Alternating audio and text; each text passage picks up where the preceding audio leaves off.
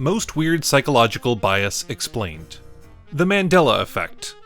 The Mandela effect describes when large groups of people share the same false memory. Some swear Nelson Mandela died in prison in the 1980s. Others remember the Berenstain Bears spelled differently, or Febreze having an extra E. These aren't small mistakes. They feel real. Psychologists believe it's the brain's pattern-making instinct. When memory gaps appear, the mind fills them with what seems logical. But when enough people make the same mistake, reality itself starts to feel negotiable. But what happens when we assume everyone else thinks like us? The false consensus effect. The false consensus effect makes you believe your thoughts and choices are normal, or that most people would agree with you. In reality, they often don't. Psychologists say it's your brain's way of protecting self-esteem. It's easier to feel right when you assume others would do the same thing. This bias shapes everything from politics to everyday arguments. It's why people get shocked when others disagree, because they were never truly listening, only assuming consensus. Imagine if your brain can't even tell what body is yours. The rubber hand illusion. In the rubber hand illusion, a fake hand is placed before you while your real hand is hidden. Both are stroked in sync, and suddenly your brain adopts the rubber hand as its own. You feel touches that aren't real, pain that isn't yours. This experiment shows how fragile body ownership really is. The brain prioritizes vision and rhythm over logic, rewriting reality to maintain a sense of self.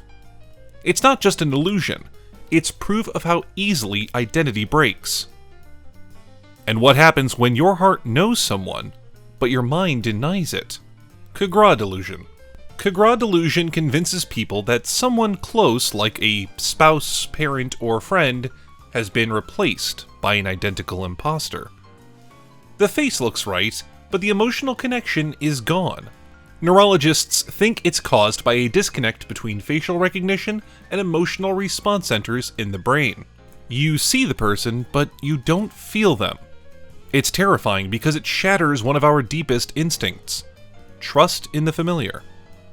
To the sufferer, everyone becomes a stranger, wearing a perfect mask. But sometimes, your beliefs may start fighting each other inside you. Cognitive dissonance theory. Cognitive dissonance is the brain's discomfort when two beliefs clash. You smoke, but value health. You lie, but see yourself as honest.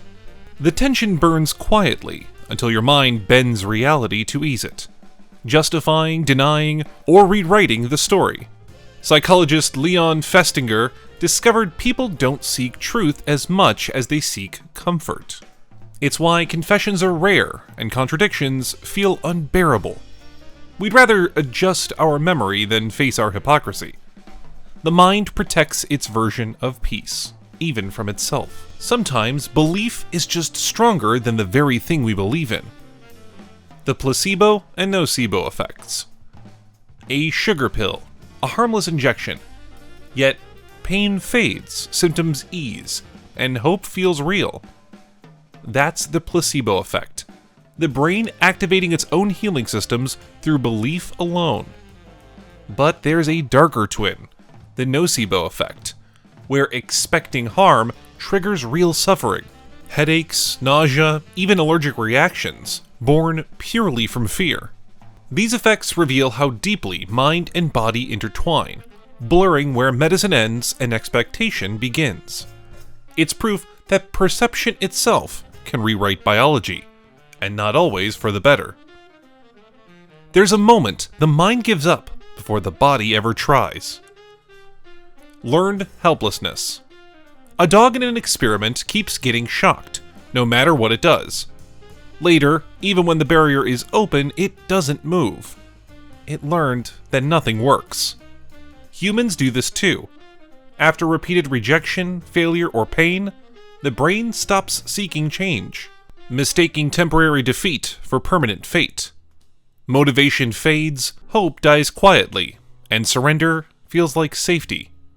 Learned helplessness doesn't just trap you, it rewires you to believe there's no way out, even when freedom is right there. Here's an illusion that proves your senses don't always play on the same team. The McGurk effect. Watch a video of someone saying ba, but if their lips silently mouth fa, your brain hears fa, even though the sound never changed. The McGurk effect exposes how easily the brain fuses conflicting signals from sight and sound, prioritizing visuals over reality. It's why ventriloquism works, why movie dubbing sometimes feels off, and why your brain prefers coherence over truth. Perception isn't pure. It's edited on the fly to keep your world feeling stable. Crowded scenes don't always mean safety. Sometimes they mean silence. The bystander effect. You see someone collapse in public. Dozens watch, yet no one moves. That's the bystander effect. The more people who witness an emergency, the less likely anyone is to act. Responsibility becomes diffused. Each person waits for someone else to take charge. Fear of embarrassment or judgment adds another invisible barrier. Psychologists discovered this after studying real-life tragedies where help never came. It's a haunting reminder that awareness alone doesn't guarantee action, and sometimes numbers create paralysis instead of protection. And if one half of your brain hides from the other? Split brain theory. In rare patients whose corpus callosum was severed, scientists found something astonishing. Each half of the brain began acting almost independently. One hand could button a shirt, while the other unbuttoned it. The left hemisphere formed language, the right handled images, and together they competed for control of a single body. These experiments exposed a startling truth. Consciousness isn't one seamless flow, but a fragile cooperation between divided minds. The self you know might just be a treaty between two halves. Your brain's spotlight shifts, and suddenly, the world looks different. The frequency illusion. Bader-Meinhof phenomenon. You learn a new word, and the next day you hear it everywhere.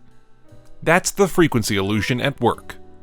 Once your brain tags something as important, it filters the world to show it again and again. The thing isn't appearing more often, your attention is.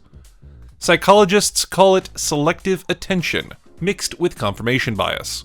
It's how patterns form from coincidence, and how focus becomes obsession.